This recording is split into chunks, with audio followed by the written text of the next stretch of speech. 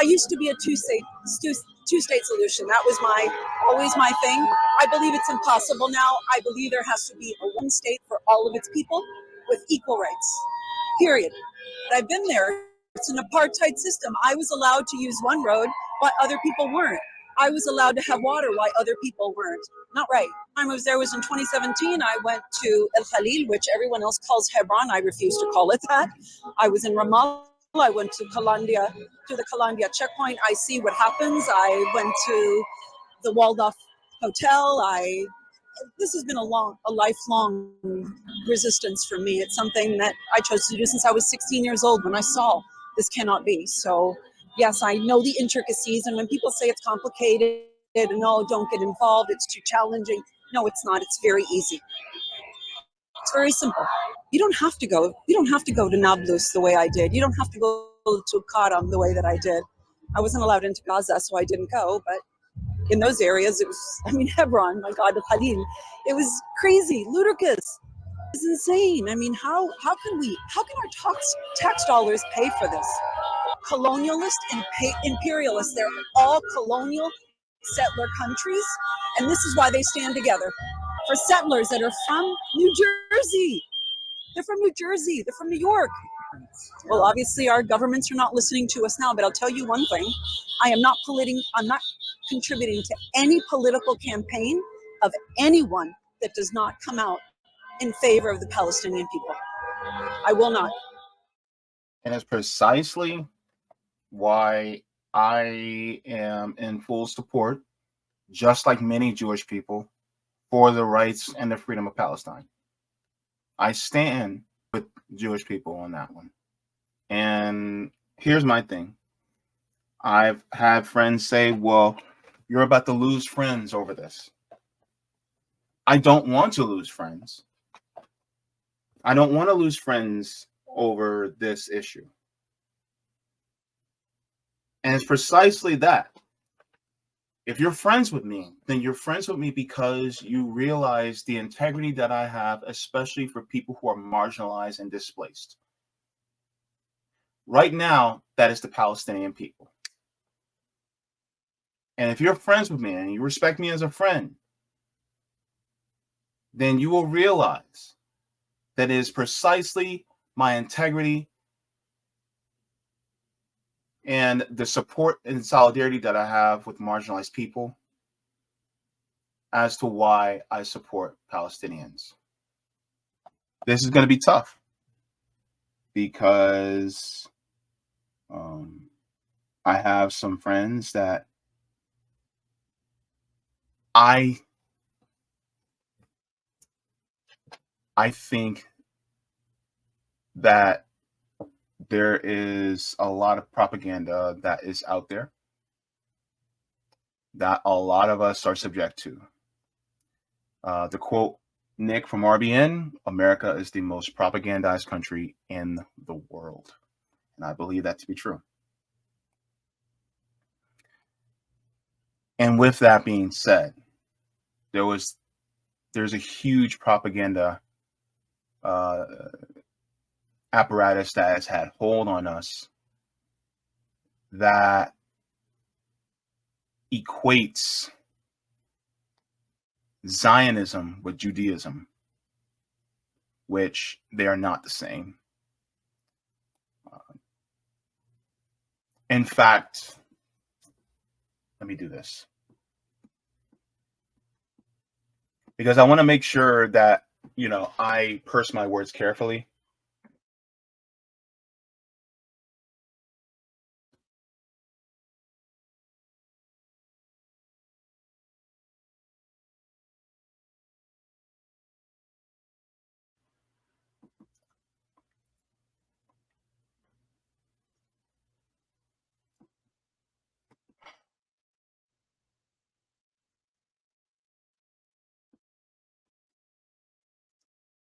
Let me share this really quick.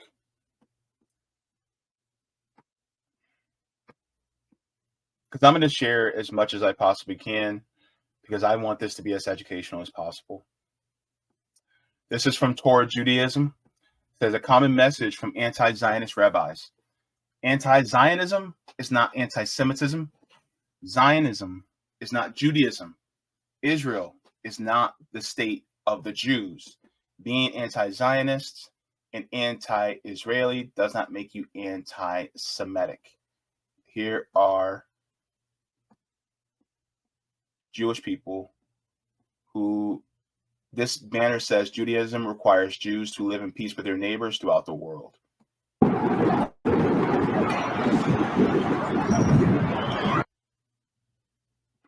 This says authentic Judaism forbids a sovereign Jewish state and forbids provoking conflict with others.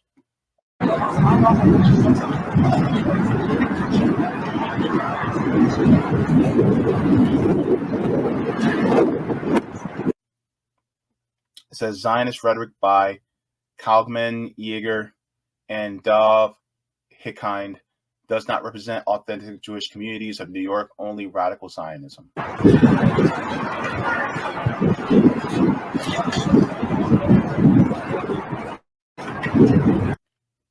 He says, this banner says, anti-Zionism is not anti-Semitism. Judaism and Zionism are diametrically opposed. I'm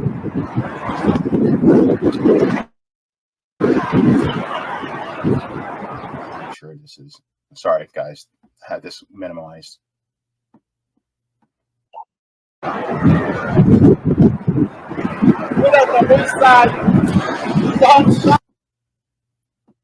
So there's that. Okay. Also,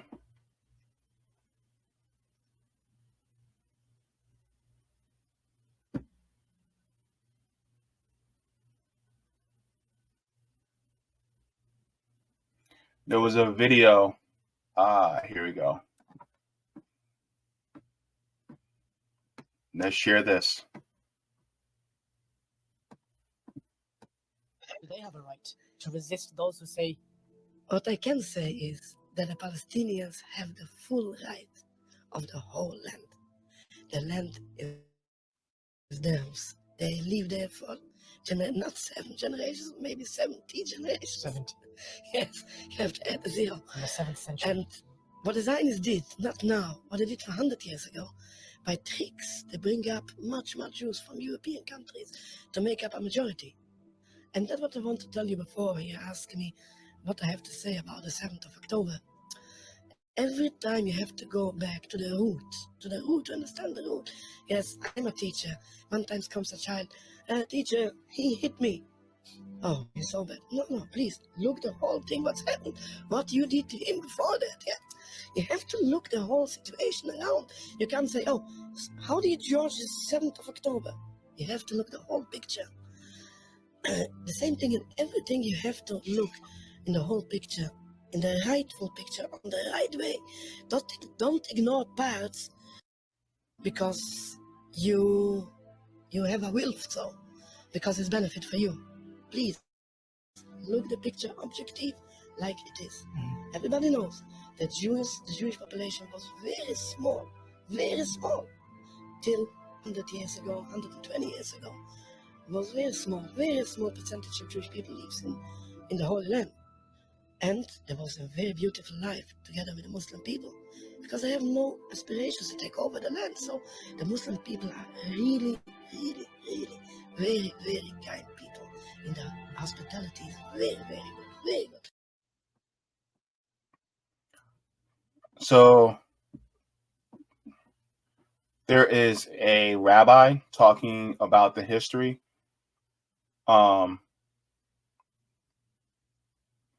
Here is another one. We are here today to raise the voice of the world Jewry. We declare Netanyahu cannot speak in the name of the Jewish people. We are here today. Now, I'm going to share something else as well, because people will say, well, that's just one subset of Jews.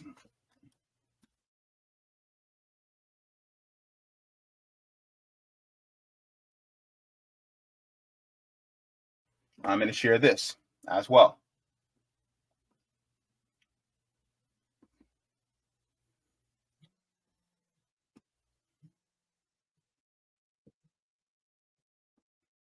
All right, so let me share this really quick.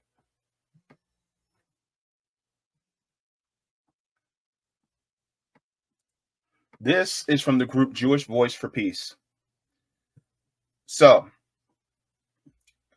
this one was from 19 hours ago. It says, today, 500 Jews and allies took over the Statue of Liberty, disrupting business as usual to demand a ceasefire in Gaza. To the President of the United States, call for ceasefire. Stop funding Israel's bombing of Gaza. From Ellis Island to Gaza, never meet again means never again for anyone. Ceasefire now. Here are Jewish people that are all over the Statue of Liberty that are actually took over Ellis Island to say a ceasefire. They're against the illegal occupation of Palestine. These are Jewish people. Anti-Zionism is not anti-Semitism.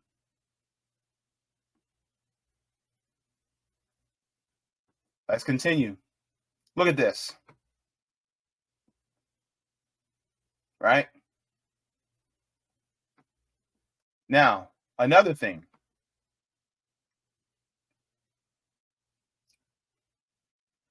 This is horrific to me. And I saw this.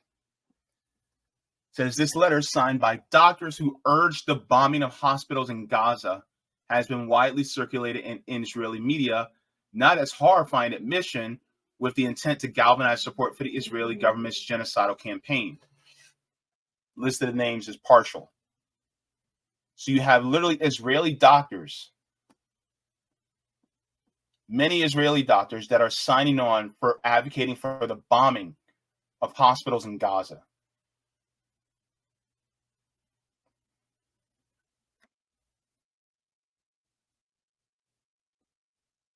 It says Israeli doctors urged the bombing of Gaza and hospitals.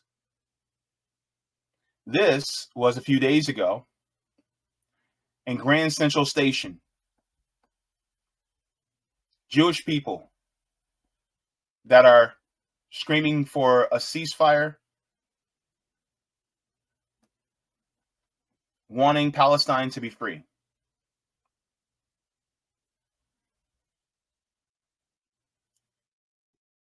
Says, breaking, Rabbi Jessica Rosenberg is interrupting President Biden demanding a ceasefire now. She's speaking on behalf of thousands of American Jews who say, not in our name. We refuse to allow genocide to be carried out in our names. Ceasefire now to save lives. Let's hear what she has to say. Mr. President, if you care about Jewish people, as a rabbi, I need you to call for a ceasefire right now.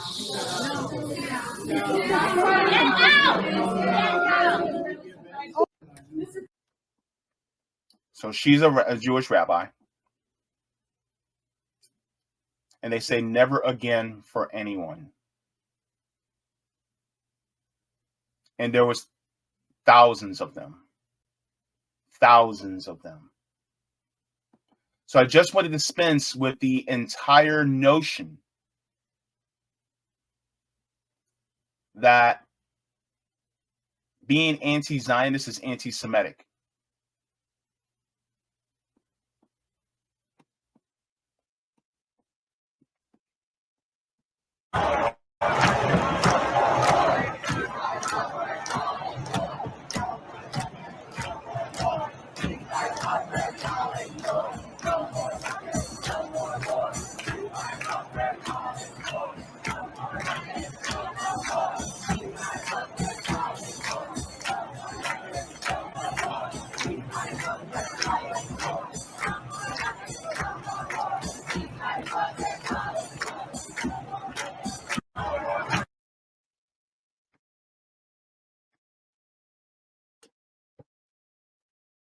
Now, if anybody wants to learn about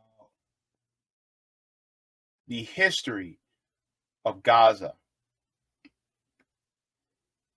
I urge people to listen to the lecture by Professor Norm Finkelstein about this entire issue. because Norm Finkelstein will teach you about what's happening in Israel and Gaza. And he is literally a son of Holocaust survivors. And I'm going to share the link to this in the chat because it's about 45 minutes. It's about 40 minutes.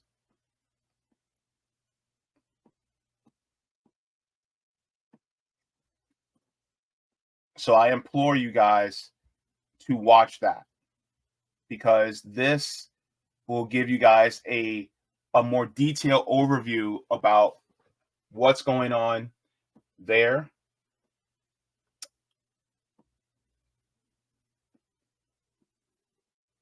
Let me see.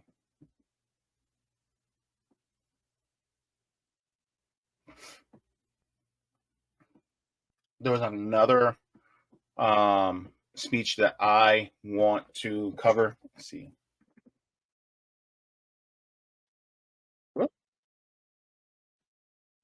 What is that doing there? That should not be up there. Okay.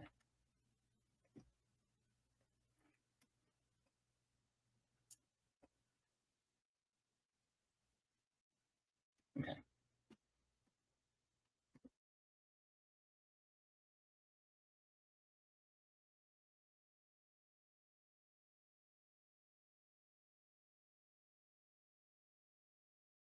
me see.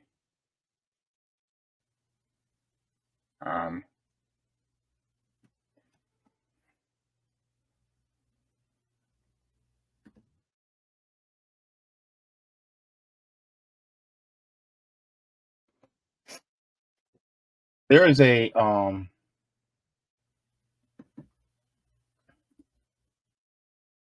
there's a speech by him that a lot of people haven't seen. Wait, did I?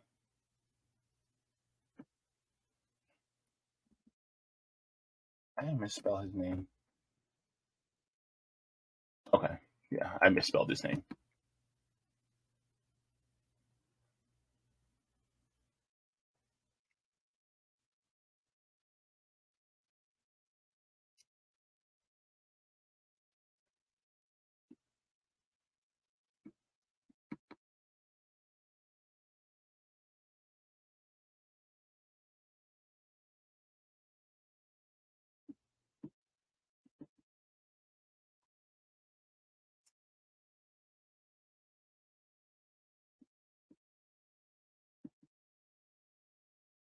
Let me see. I thought I had it.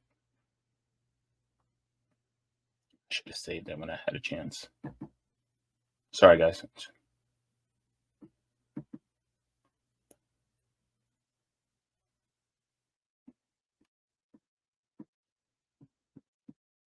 Let me see. Is this it?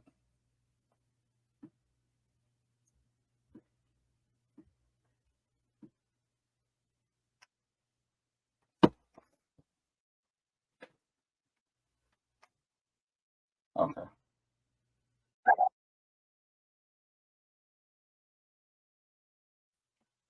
All right. This isn't the one I was particularly looking for, but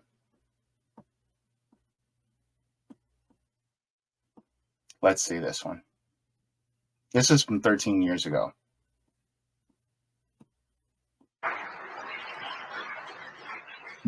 The chair would now like to address Mr. Blitzer. This question is interesting. I'll have to edit it a little bit. You implied that Israel has the right to exist because of what happened to the Jews during World War II. Why in Palestine? Don't the Palestinians too have the right to a secure homeland? Why do they have to suffer and make way for the Jews? Look, we can go back and we can argue over the birth of Israel, justice of the birth of Israel. We can argue over whether or not there should be an Israel. There is an Israel today. There's a strong Israel today, a vibrant Israel that is not going to disappear. Palestinians have missed opportunities. There is an opportunity today. I don't see any useful purpose in arguing over what justifications Israel has to exist Israel has all of the justifications in the world to exist. And I don't even think it's appropriate to question the reason why Israel exists. Thank God that there is at least one Israel, an Israel where Jews can live if they want to. They don't have to live there. But if they need refuge, if they want to live in a country that is a Jewish homeland, that's fine. And I think, as I said before, all of us should be delighted that we happen to be around at a time in this world when there is this Israel. Zionism is an ideology. It's the national liberation movement of the Jewish people.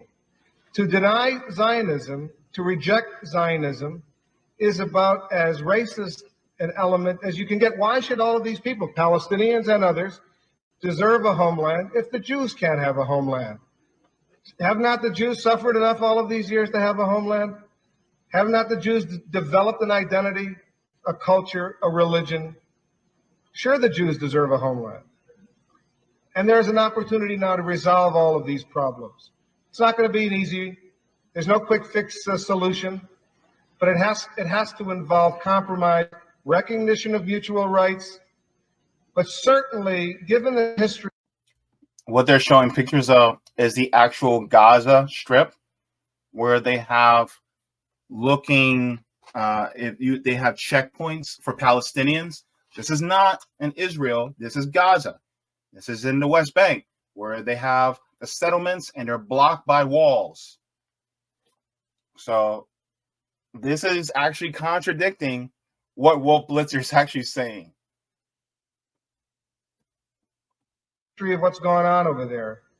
Anybody who ignores the security problems facing Israel, certainly the Israelis aren't, whether they're Likud or Labor or whatever, certainly anyone who does ignore those very, very real security problems in the Middle East, a dangerous neighborhood, they're going to be doomed to destruction. And I don't think that the Jews at this particular point in our history are prepared to accept that. I wonder if I can comment on that. No, I'm afraid you can't comment on that. I'm sorry, because I've got a question for. I've got to keep this. Let me just add one point.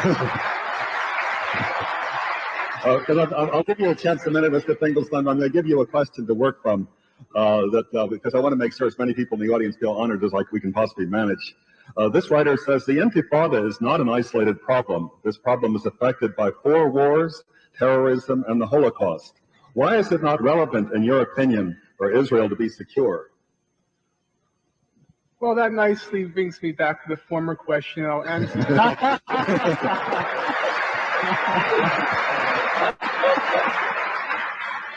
And I'll answer both at the same time.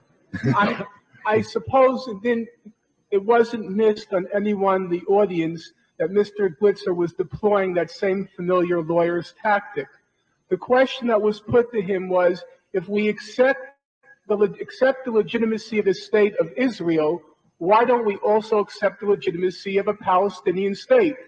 And then Mr. Blitzer went on to tell us all the good reasons why we should accept the legitimacy of the state of Israel, something which, by the way, I concur with. But that still doesn't answer the question.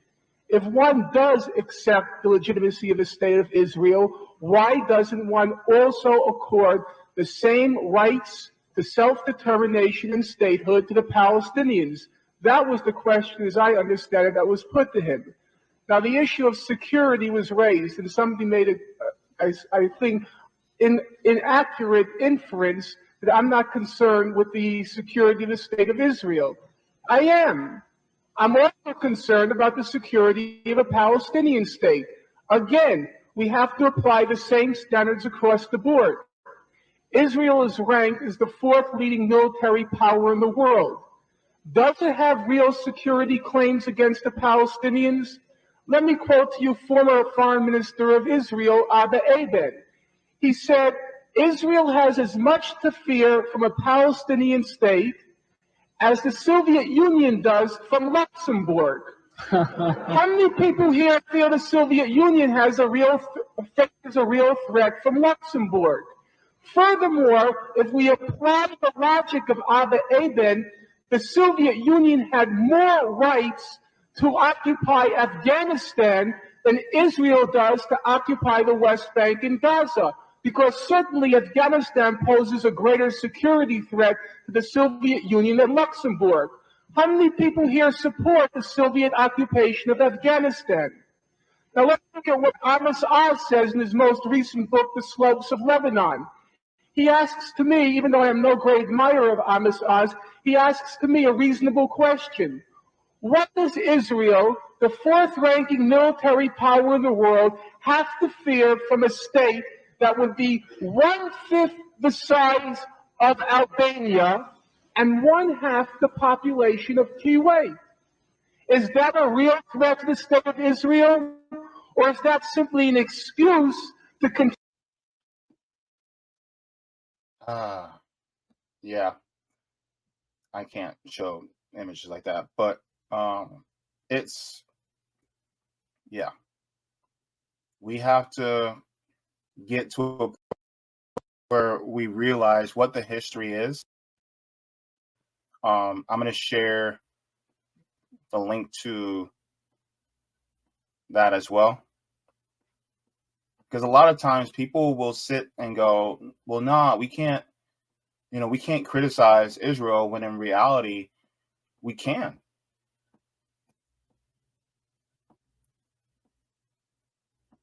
Let me see if I can get past that point, because all right, so let's let him finish.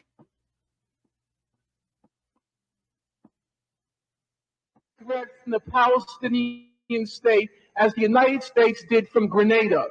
Now, surely Ronald Reagan, or perhaps Ronald Reagan, believed that Grenada posed a major security threat to the United States, exactly as George Bush 2 weeks ago again affirmed that Nicaragua poses a major national security threat to the United States. Nicaragua, which has to its credit 2 escalators and 1 elevator, poses a national security threat to the United States. It seems to me, applying the same standards as Abba Eban uses and Amos Oz uses, we have to dismiss this totally spurious notion that Israel is maintaining its occupation of the West Bank and Gaza for security reasons. It has very good reasons to maintain the occupation, but I'm afraid to say they have precious little to do with security.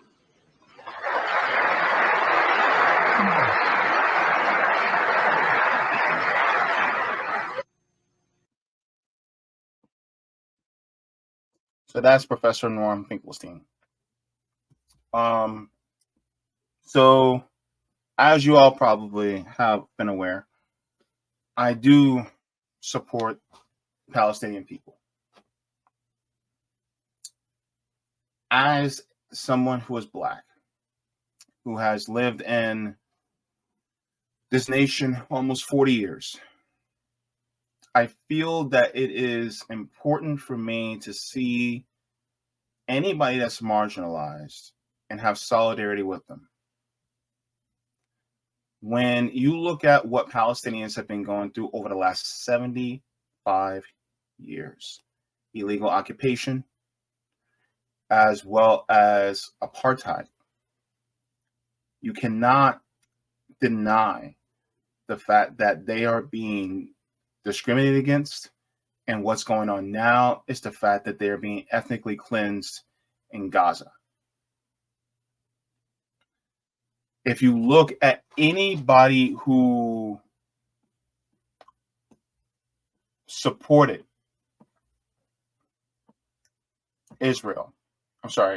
supported Palestine, you can look at different people who were civil rights leaders who supported Palestine as well.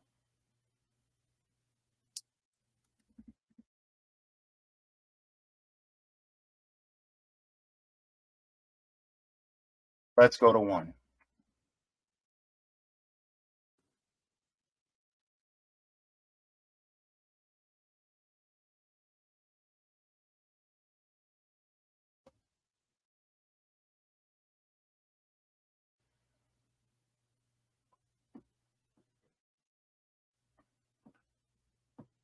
Let's take a look at James Baldwin.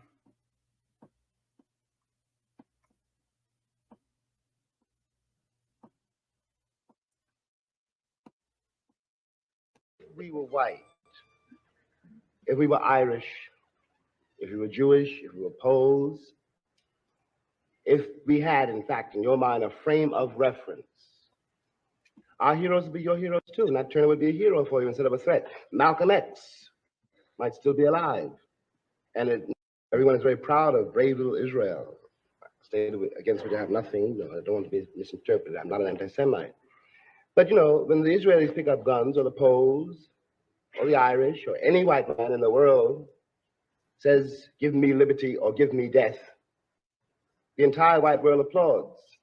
When a black man says exactly the same thing, word for word, he is judged a criminal and treated like one, and everything possible is done to make an example of this bad nigger so there won't be any more like him.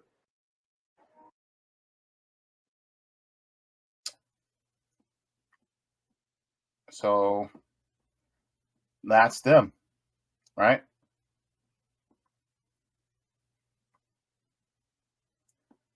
People like Nelson Mandela, who was considered a terrorist at one time. He expressed his solidarity with Palestinians. Malcolm X, Kwame Ture, Angela Davis, Assata Shakur. It is really in Black liberation tradition to support whoever is being marginalized. And it is not to be against Jewish people, but is to be against an illegal occupying state that is committing atrocities against the marginalized people.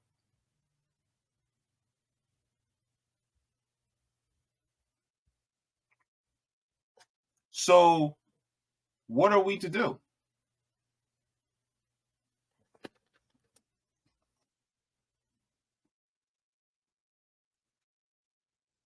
And so there is this narrative that's saying there's a rise in anti-Semitism.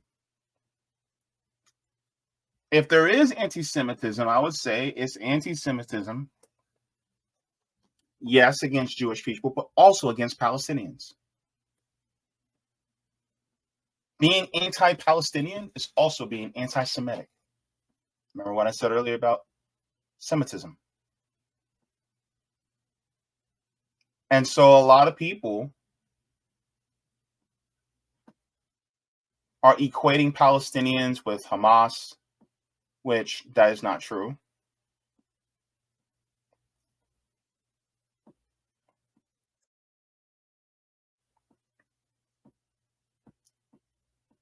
And it's sad because you have a lot of people who are being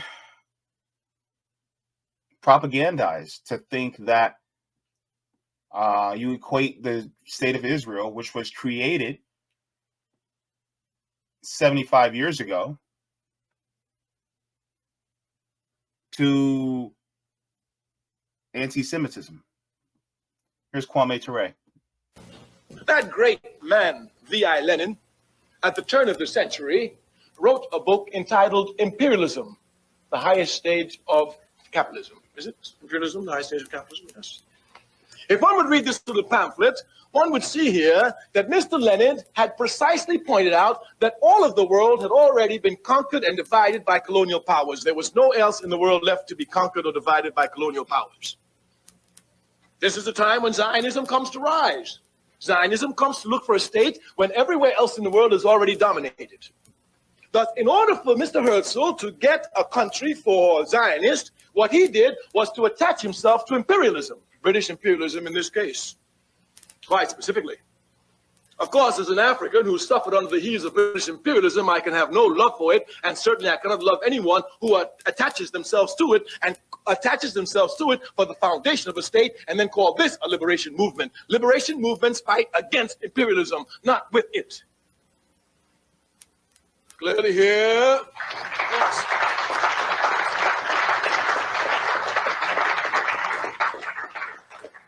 The legal foundation of the state of Israel is what is known as the Balfour Declaration. This declaration was issued in 1917. A man in the government of Britain named Balfour wrote a paper and promised the Jews a national home. The national home he promised them was an area which Britain was colonizing, Palestine. Palestine didn't belong to the British, just like Ireland doesn't belong to the British, even though they have troops there.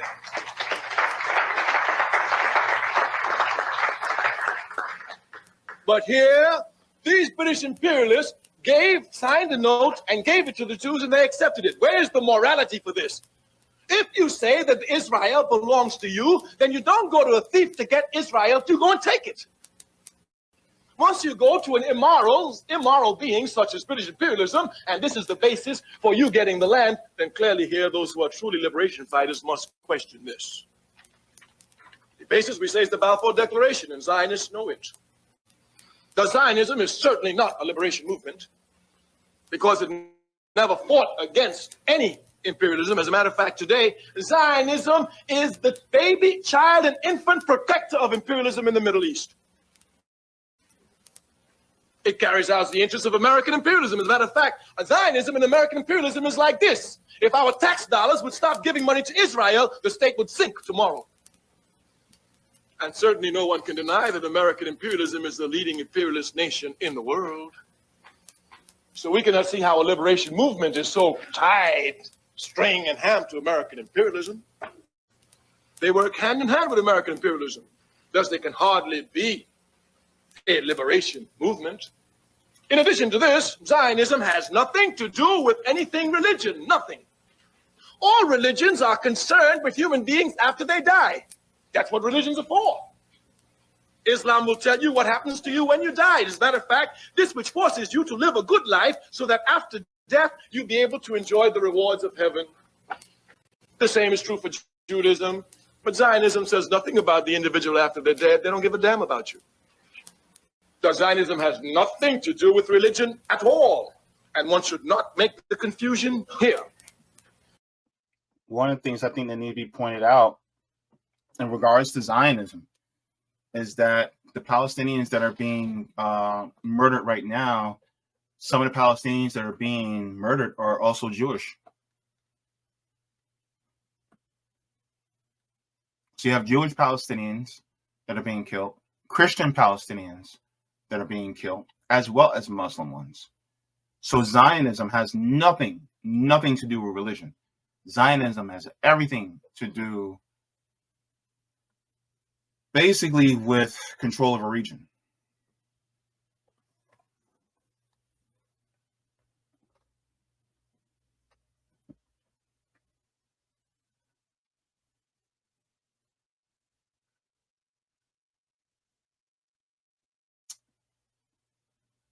So again, if you look at the Palestinians that are being killed there,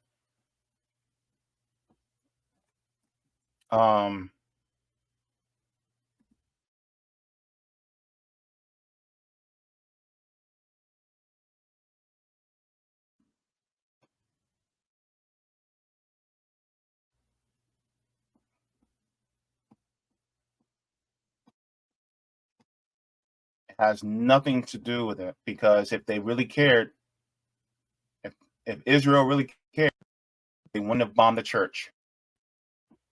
It's Al Jazeera. Israel bombs Greek Orthodox Gaza church sheltering displaced people.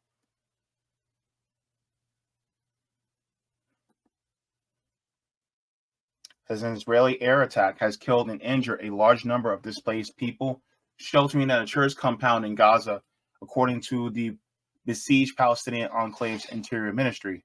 The strike left a large number of people, martyrs and injured at the compound of Greek Orthodox St. Porphyrius Church in Gaza City, the ministry said on Thursday night.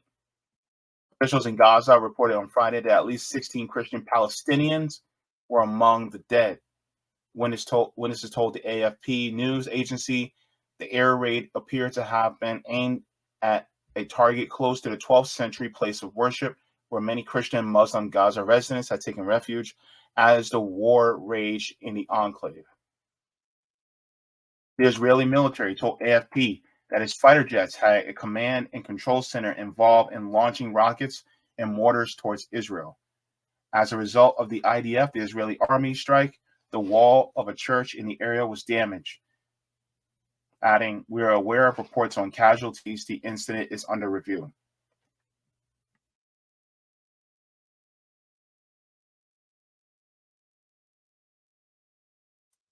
That's what's going on.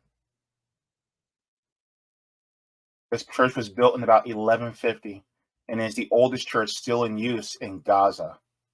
Located in the historic neighborhood of Gaza City, the church offered sanctuary to people of various faiths over generations.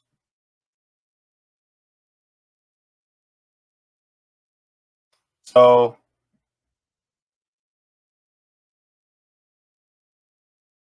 they said, explaining the damage done to the church, the Israeli military claimed Hamas intentionally embeds its assets in civilian areas and uses the residents of the Gaza Strip as human shields. Gaza has been hit by a relentless barrage of Israeli fire following an attack by Hamas fighters on October 7th, which Israel said killed at least 1,400 people, most of them civilians. Just to let you guys know, over 7,000 Palestinians have been killed. 3,500 of them have been children. Now, here's the thing. People will say, well, the Hamas is using human shields, things like that. Let's just say, hypothetically, that's the case.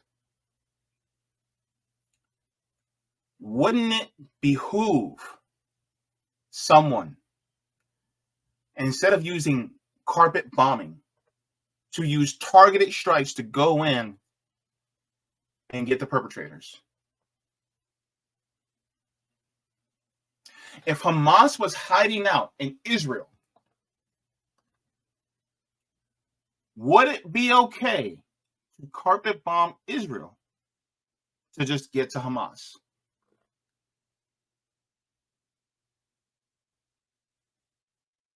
I want you to really sit with that question.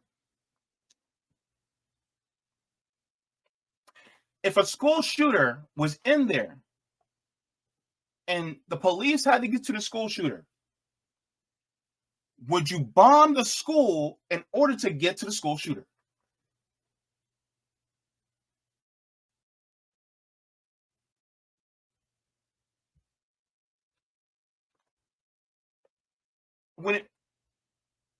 Why isn't this any different? Why is it okay to bomb hospitals, churches, schools, residential buildings? Why is that okay when it's Palestinians? But if it was Israelis,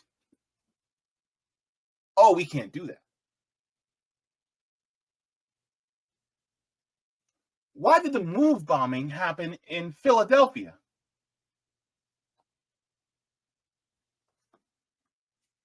Oh, go ahead. Remember, research it. The move bombing. Yes. A bombing on American citizens in Philadelphia happened in the 1980s. They could have used people on the ground to go in and get the guys that they need to get and extract them. They can do that. But they wouldn't dare.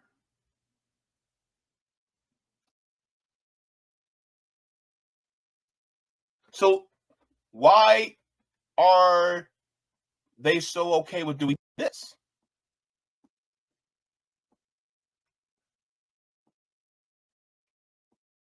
You see, I've seen the bodies, man. I've seen them. Babies.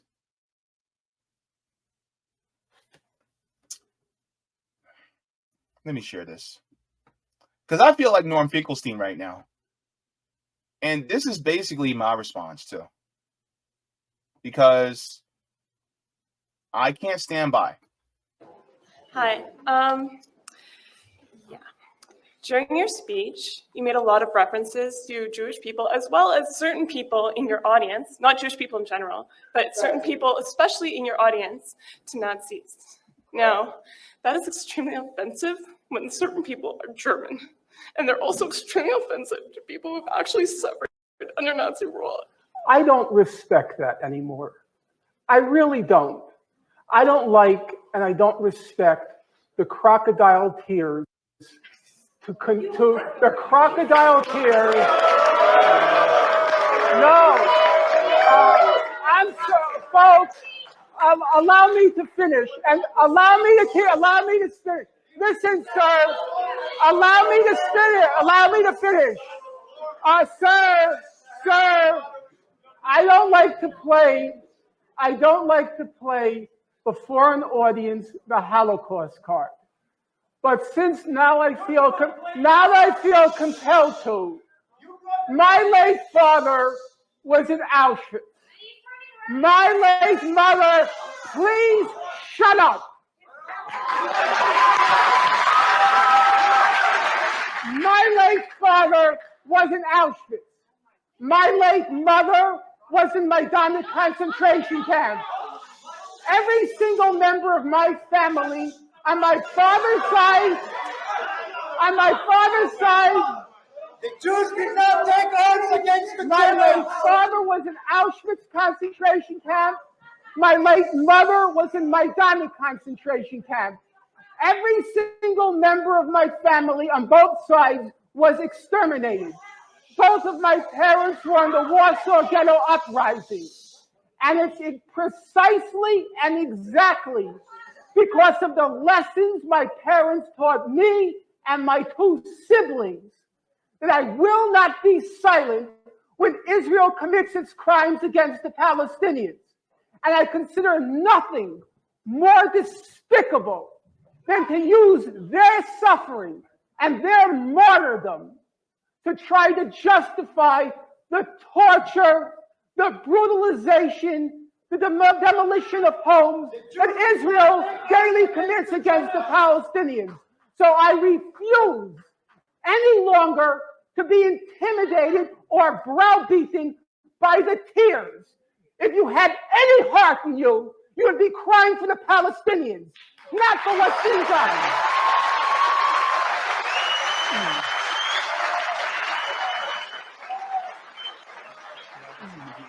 What? Can I just calm the audience?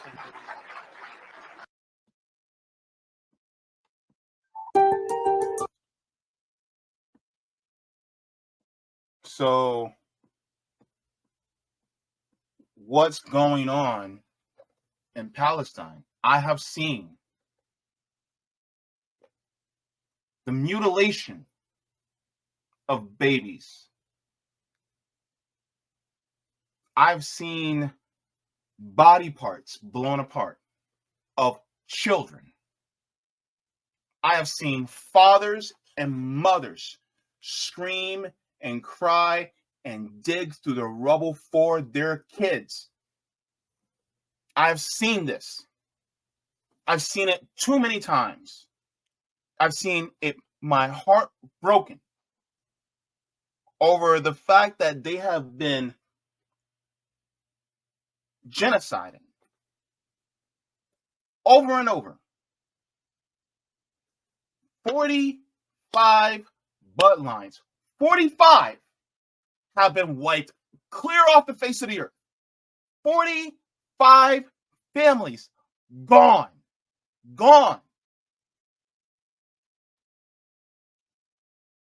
And you cannot tell me that this is not genocide. There are a ton of receipts on this. You cannot believe everything what the Zionists are telling you.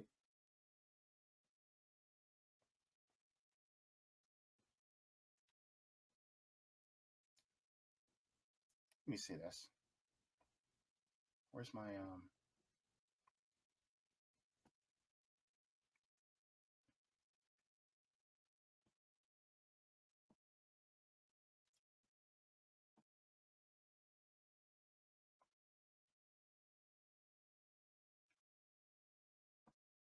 here we go. Bookmarks. Thank you.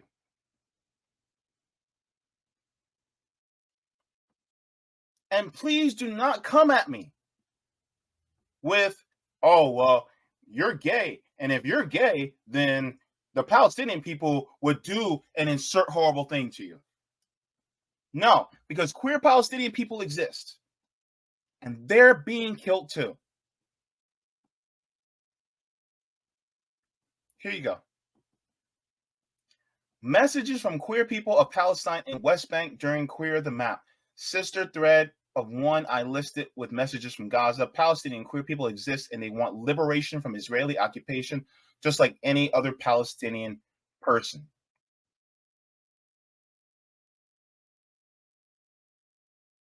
Here's a queer person says, around here would be where I live if Palestine hadn't been taken under colonization. I am a teenage bi-gender, aromantic Palestinian Syrian person. I always miss my homeland, even when I've never, ever been there. Free Palestine until it's backwards. I live in Amman, and I go to school in Khalda. I love you, Maya. You're my best friend, even though I know you don't love me back. Another one. Palestinian queer and refugee here. I originally come from this village, lived that was ethnically cleansed by Zionists in the 1948.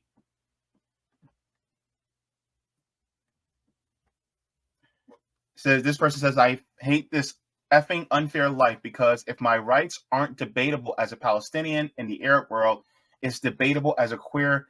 And if my rights aren't debatable as a queer in the West, then it's debatable as a Palestinian.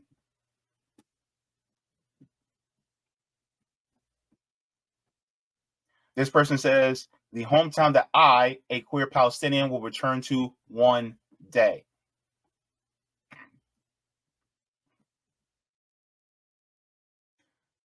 This one says, my Palestinian brother found out I was gay and told his twin brother, and surprisingly, they were accepted, and one of them was bisexual. Also, free Palestine, and don't forget that Israel is a colonial state that also persecutes queer Palestinians as well as every Palestinian. Stop the pink washing.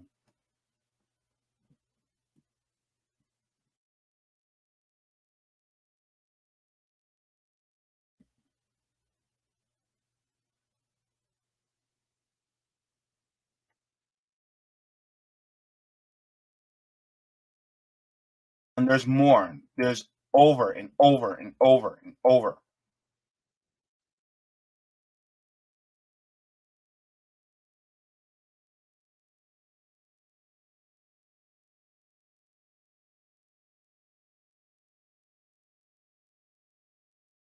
People just expressing their love for people who they've been in love with.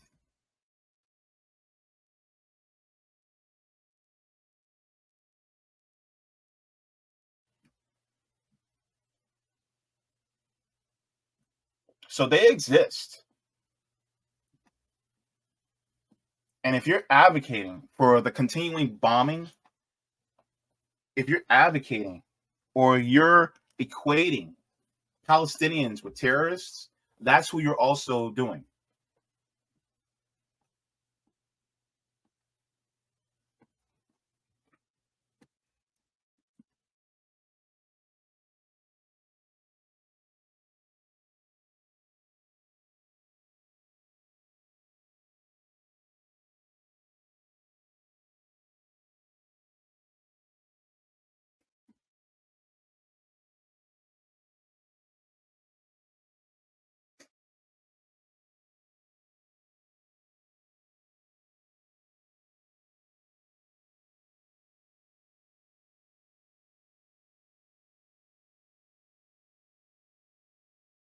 Let me share this with you guys too.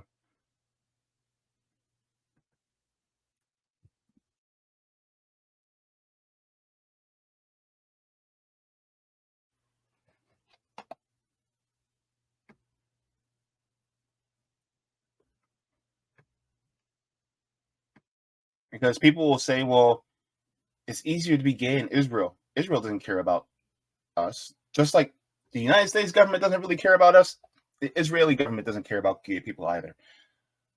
How Israel blackmails Palestinians into treason.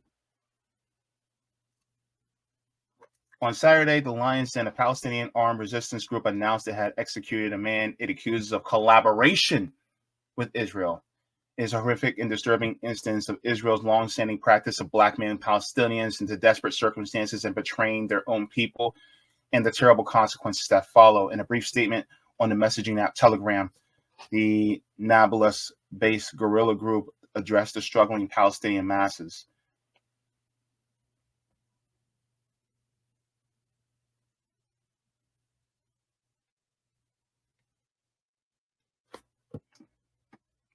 It says, the man who identifies himself as Zuhair Galith explains that he was blackmailed using a video showing him in a sexual relationship with another Palestinian man who Galith says was an agent of Israel, implying that he was set up. Under threat of exposure, Galith said he agreed to spy on resistance fighter for the Israeli army.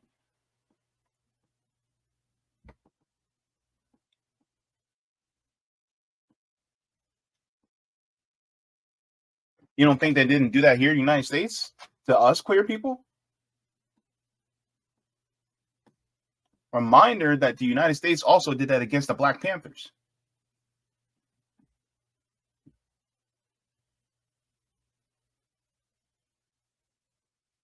And please do not use queer liberation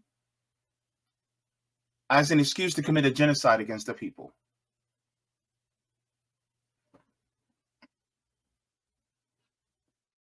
Genocide is wrong. We can work on the other stuff later. But how can you expect them to actually change their minds if they're all dead?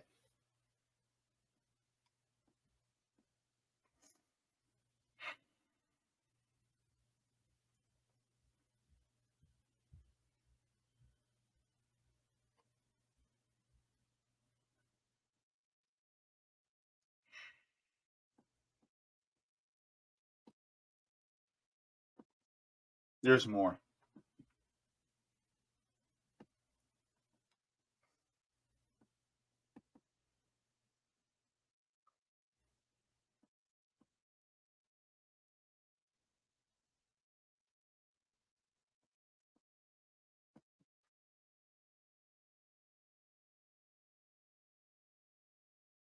And I wish I can show some of this video, but I can't because I'll get flagged on YouTube.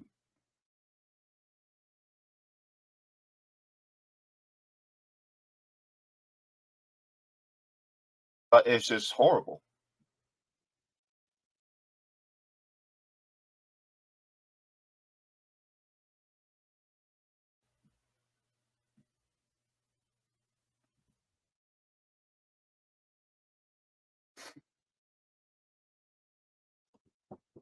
But I'm just going to leave you guys with this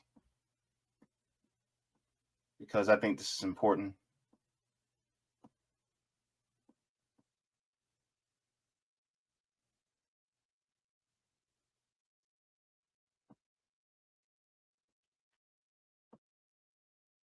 And I'm going to put this entire thread in the chat as well.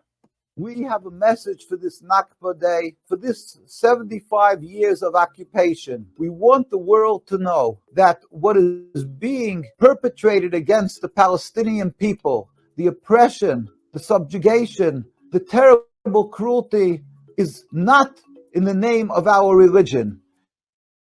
It is not in the name of the Star of David. It is not in the name of the Jewish people around the world who are true to the Jewish religion. Because we are Jewish and because we are true to our religion, we are in total opposition to the existence of the Zionist state of Israel. I call it Zionist state of Israel because it is Zionist. It is not Jewish. Judaism in the Torah forbids Jews to have our own sovereignty, our own entity since the destruction of the temples, and Jews true to the Torah, never aspire or try to have our own state. We also are forbidden to kill or to steal. The whole concept of taking this land away from the Palestinian people, it is totally antithetical and is contradictory to my religion, Judaism. Jews have always, from day one, stood up against this Zionist entity. We as Jews continue. Because we are true to the Torah, we stand and demonstrate and we cry and suffer and feel the suffering of the Palestinian people. We want the world to know we are in solidarity. We are together with the Palestinian people in their suffering, and we hope and pray to God constantly for the total end of the occupation. We want the world to know that the Zionist movement is not a Jewish movement. It was a political, material movement created by heretics, and they simply try to incorporate our religion in order to intimidate and silence people and call them anti-Semitic if they stand in opposition. But this is patently false. Anti-Semitic is supporting the state of Israel. It is a cause of exacerbating anti-Semitism by having this occupation. It is a cause of bloodshed of the Palestinians and Jews alike. It is the cause of the oppression of not only the Muslims and the Christians in Palestine, but of the Jews. Hundreds of thousands of Jews stand in Palestine, have lived there prior to the state. They have lived and they're continuing to live till today and demonstrate daily and get brutally beaten and arrested. This is the sad story of this terrible Nakba. It is a tragedy, a calamity, and God with his compassion, we hope, will see the suffering. And even today, the last few days, how you see daily the death and suffering of the Palestinians and the attacks. It's all Zionism, not Judaism. God with his compassion should bring a speedy removal of the Zionist state of Israel so we can once again live together in harmony, Jews and Arabs, as we've had for all these hundreds and hundreds of years, and Jews could show their gratitude to the Arab and Muslim countries for their embracing Jews and giving them a home. Inshallah, soon in our days. Amen. Assalamu alaikum.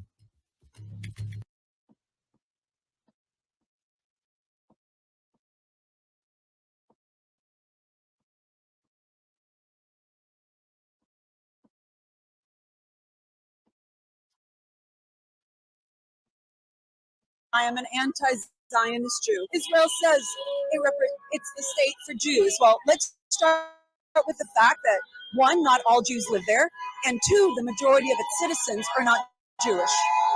I used to be a two-state solution. That was always my thing. I believe it's impossible now. I believe there has to be a one state for all of its people with equal rights. Period. I've been there. It's an apartheid system. I was allowed to use one road while other people weren't.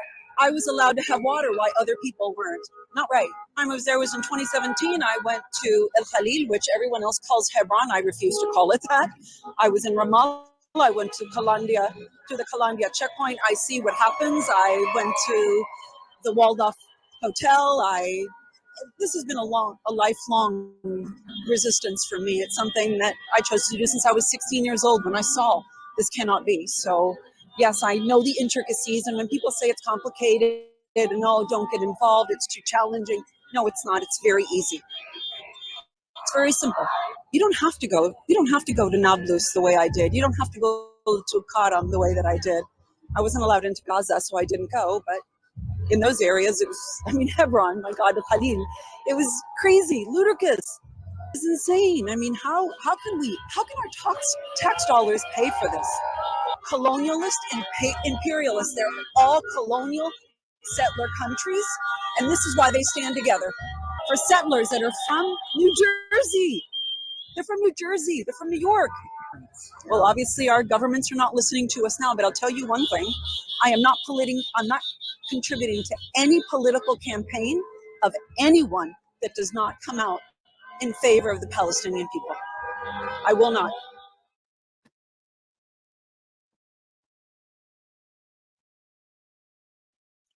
And that's precisely why I am in full support, just like many Jewish people, for the rights and the freedom of Palestine. I stand with Jewish people on that one.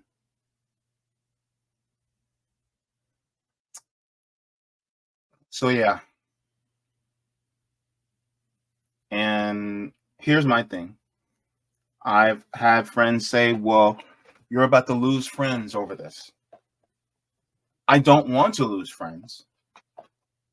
I don't want to lose friends over this issue. And it's precisely that. If you're friends with me, then you're friends with me because you realize the integrity that I have, especially for people who are marginalized and displaced. Right now, that is the Palestinian people. And if you're friends with me and you respect me as a friend,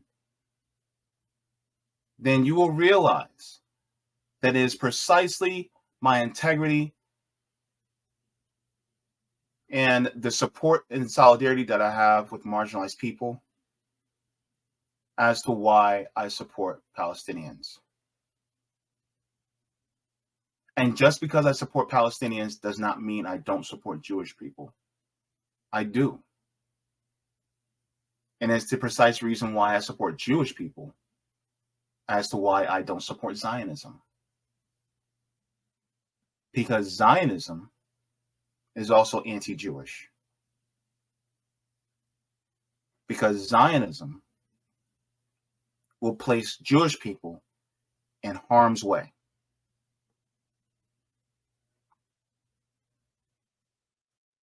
That's the problem. Zionism has contributed to colonialism and stealing land away from Palestinian people. And then when Palestinian people have to resist because of an occupying force, what happens? Then the Zionists will put Jewish people in harm's way to fight for a land that was stolen, thus ending the lives of precious Jewish people.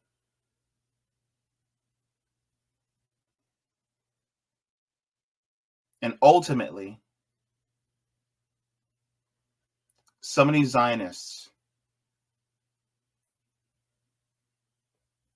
all these Zionists really, do not care about the lives of Jewish people.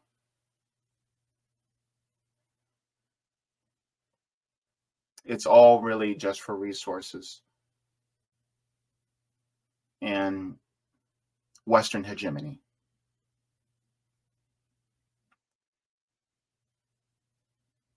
So if you feel the need to end friendships instead of, talking to me about this issue, I'm sad to see you go. But I'll always be here to welcome you back. Especially, once you realize the truth. Dr. Gabor Mate, Norm Finkelstein, Aaron Mate, Katie Halper, Eleanor Goldfield, Max Blumenthal, Lee Camp. Those are just some of the Jewish voices that are speaking out in support of Palestine to end the illegal occupation. And that's where I got a lot of my information from. Oh, and Midwestern Marx's own Noah Krejcevich, who was on here a few days ago to speak about this issue too. Let me share this last, just so that everybody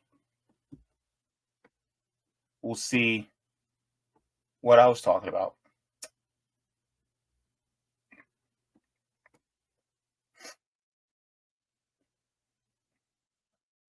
Let's see.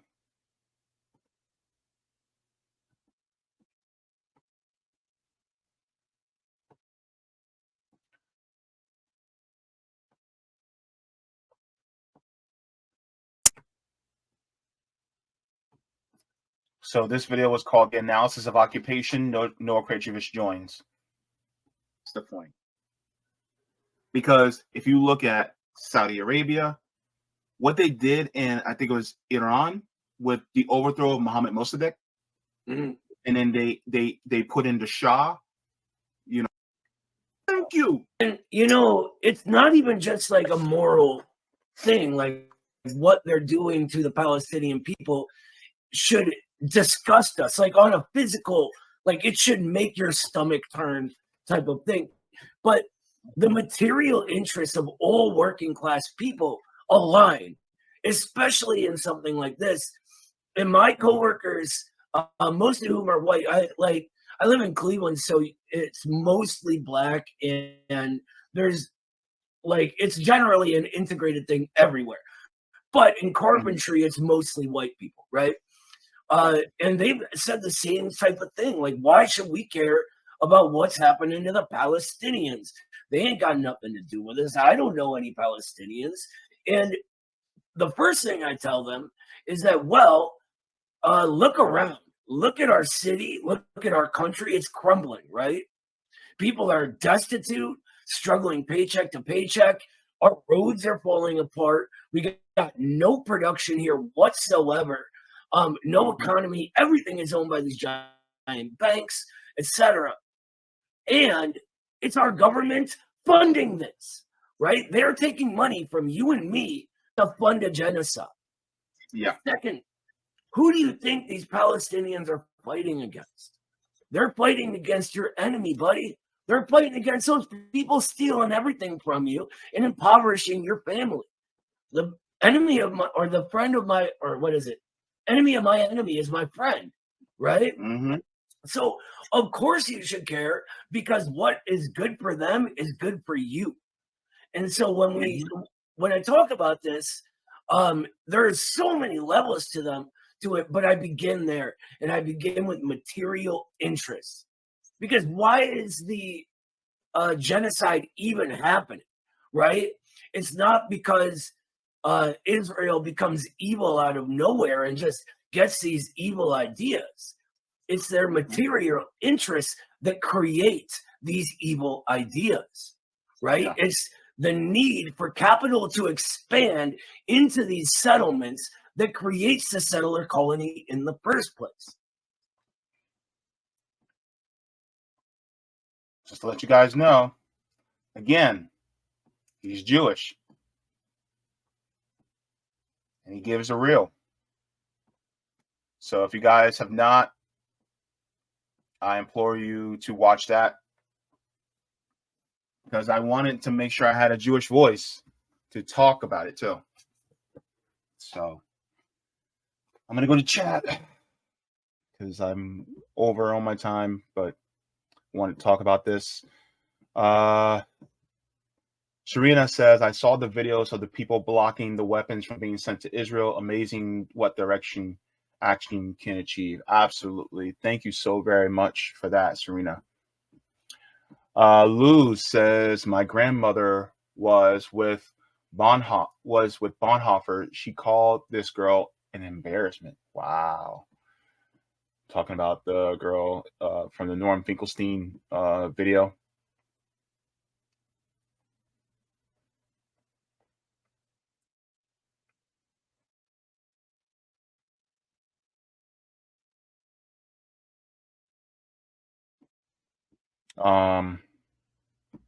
Kid Gugor says, friend can disagree on stuff. I have a hardcore Christian Zionist friend.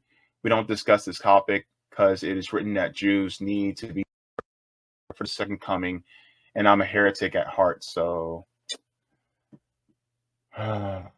it's almost like using Jewish people, you know what I mean, in a very horrible way, like just so that they can usher in the second coming of Jesus Christ. It's like, what?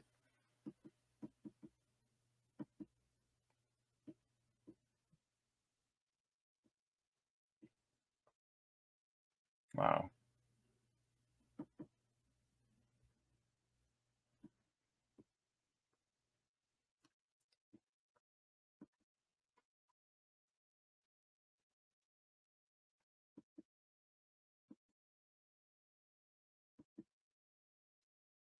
So yeah. Let me continue.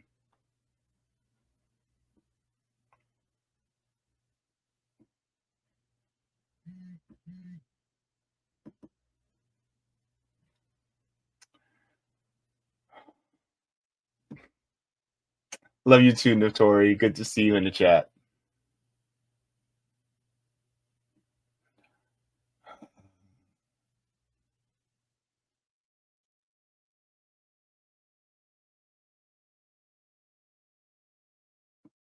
Mr. Miguel says the side tragedy has made me research Islam, and I can see how it's so related to Christianity. It's crazy. Yeah, it is.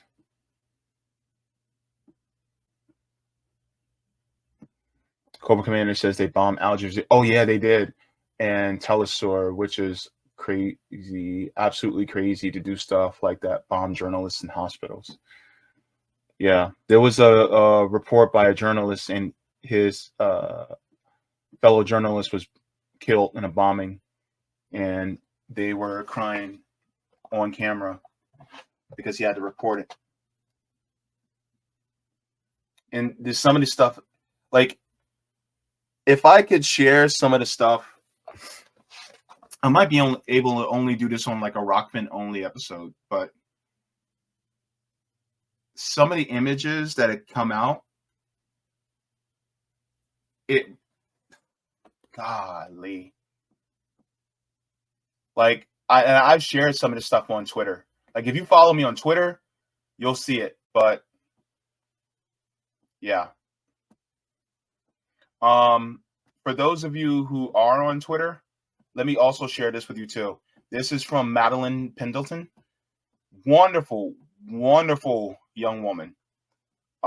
She is sharing resources to learn about everything that's going on in Gaza and in Palestine. She says, for anyone wanting to learn more about Palestinians have been going through for decades, here's a thread of links organized by topic. So you got the early history of the region, right? All these different links. The first Nakba, the colonization of Palestine with, videos, treatment of Palestinians up to October 7th and how they've been treated. Treatment of Palestinians up to October 7th, part 2. Israeli war crimes. Israeli war crimes, part 2. Children's deaths.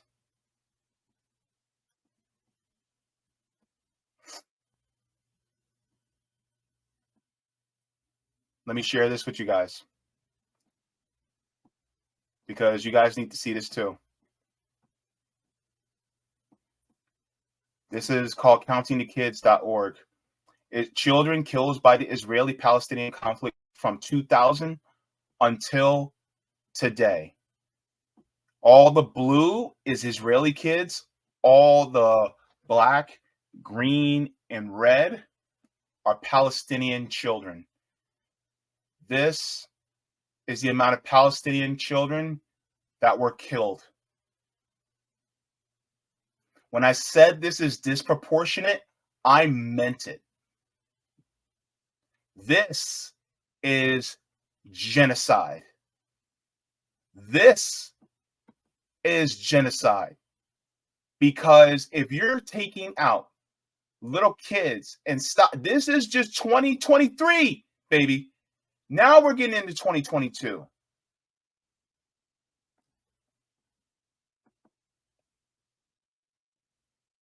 Look at 2014.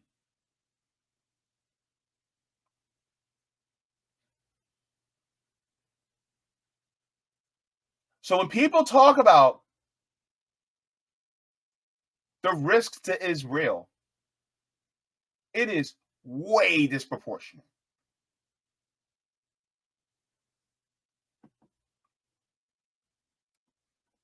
And 2023 alone has been the worst year for Palestinian kids, one of the worst years.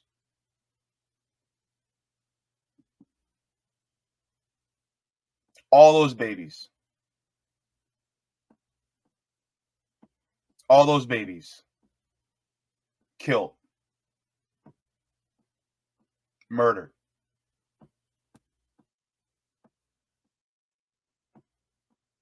This is why I stand with Palestine. This.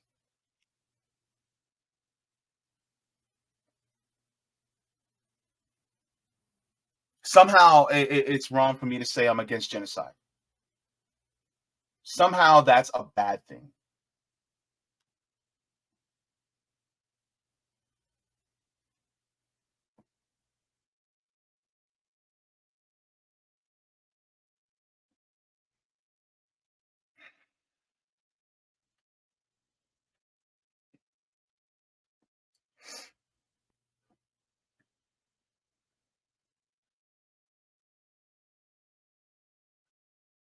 Anyway, I gotta get going.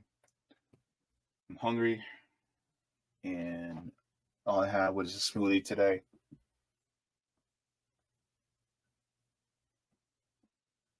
Like I said, I don't want to lose friends. But by God, you guys got to do the research on this. Once you do the research on this, your mind will change.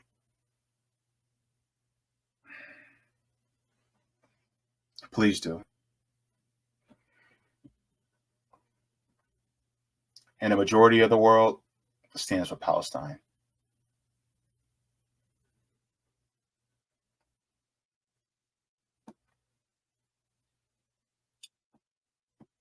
So if you guys have not, please make sure to give the stream a like. Also, if you guys would like to, you guys can subscribe to my Substack at jaybefaunt.substack.com. And thank you to the patrons on Patreon and Coffee. And for this very reason, I am demonetized because I shared what was going on in Gaza on stream. And like I said, I don't want to lose friends, but I have to stand by the marginalized. And right now, that's the Palestinian people.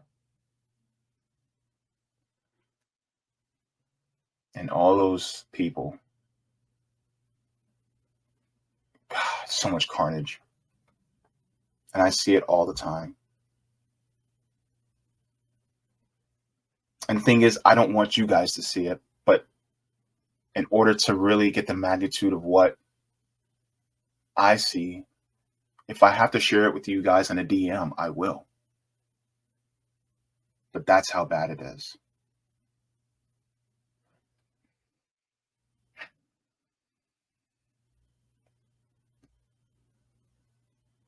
Okay. I'm going to check Rockman really quick before I go, just in case.